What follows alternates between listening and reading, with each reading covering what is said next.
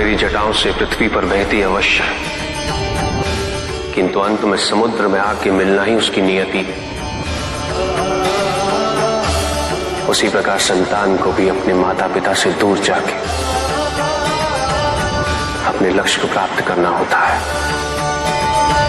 के बिना जो भी प्राप्त होता है वो शुभ नहीं होता, वो सत्य नहीं होता। किसी भी व्यक्ति की उन्नति उसकी सहजता से प्रत्यक्ष होती है, ना कि उसके अहंकार से। अहंकार हमें स्वयं की दृष्टि में बड़ा अवश्य बना देता है, किंतु दूसरे की दृष्टि में हमारा ओछापन प्रतीत होता है। हमारे व्यक्तित्व के दोष, उसकी अपरिपक्वता का प्रतीक है यह अहंकार। शक्तिशाली हो जाने का अर्थ ये नहीं कि तुम अपने उत्तरदायित्व से मुक्त हो गए हो। शक्तियों में वृद्धि के साथ उत्तरदायित्व और भी बढ़ जाता है। यदि हम अपनी अपेक्षाओं पर नियंत्रण पालें, किसी और के सुख से अपने सुख की तुलना ना करें, तो हम किसी भी परिस्थिति में सुखी रह सकते हैं। संसार में सबसे शक्तिशाली अस्त्र है प्रेम, धैर्य, करुणा, क्षमा। किंतु ये आज का ही सत्य नहीं, ये सत्य शाश्वत है। सुख आंतरिक होता है, संतोष आंतरिक होता है। उन्हें बाहरी तत्वों से रेखांकित और परिभाषित नहीं किया जा सकता, आकार से नहीं पाया जा सकता। आकार के आधार पर केवल अहंकार ही उत्पन्न होता है,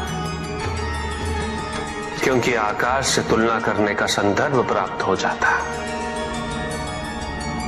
यदि तुम्हारा आकार छोटा है तो तुमसे भी छोटा कोई न कोई अवश्य होगा, और यदि उसी प्रकार तुम विशाल हो तो तुमसे भी विशाल इस संसार में कोई न कोई अवश्य होगा। इसीलिए शरीर या आकार की तुलना करना कभी भी शाश्वत सुख का आधार नहीं बन सकता। उसे भक्ति का मोह होने लगा है, परंतु उसकी भक्ति तो निस्वार्थ है।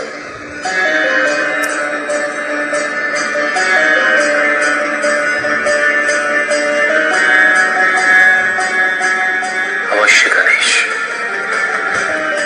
पुष्पदंत ने भक्ति के माध्यम से आज तक अपने लिए कोई कामना नहीं की।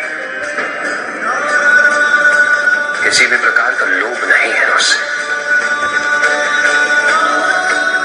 महत्वाकांक्षी भी नहीं है वो।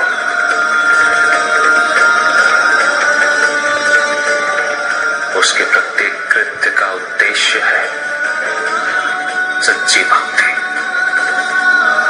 किंतु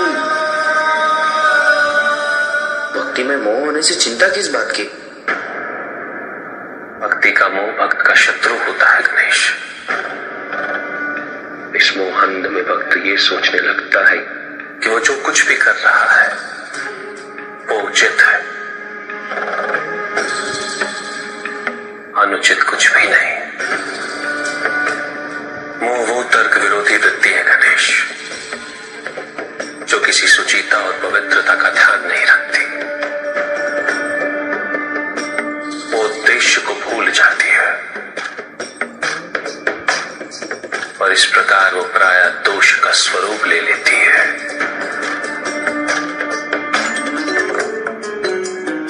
अंत को सांसारिकता की ओर ले जाती है,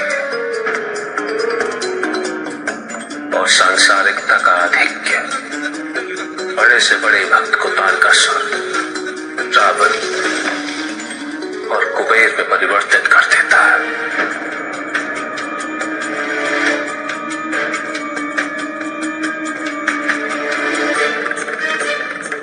मैं पुष्पदंत के समक्ष विकल्प अवश्य प्रस्तुत करूंगा,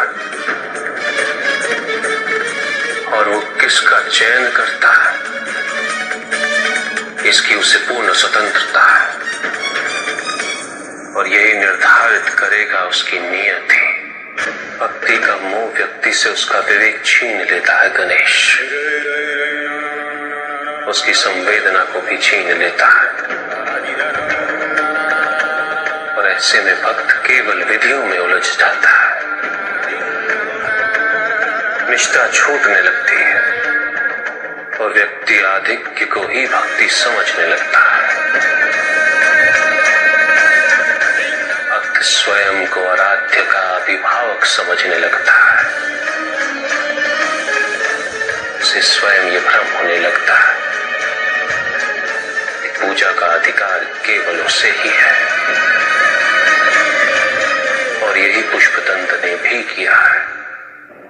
ये भक्ति नहीं है पुष्पदंत, ये भक्ति का मोह है। और जहां मोह होता है वहां भक्ति वास नहीं कर सकती, क्योंकि भक्ति का मार्ग तो मुक्ति का मार्ग है और मोह का मार्ग बंधन। आप मेरी भक्ति को नहीं समझ पाएंगे। भक्ति की महिमा अधिकार में नहीं, समर्पण में होती है। जब तुमने स्वयं राजा के समक्ष पुष्प अर्पित किया था,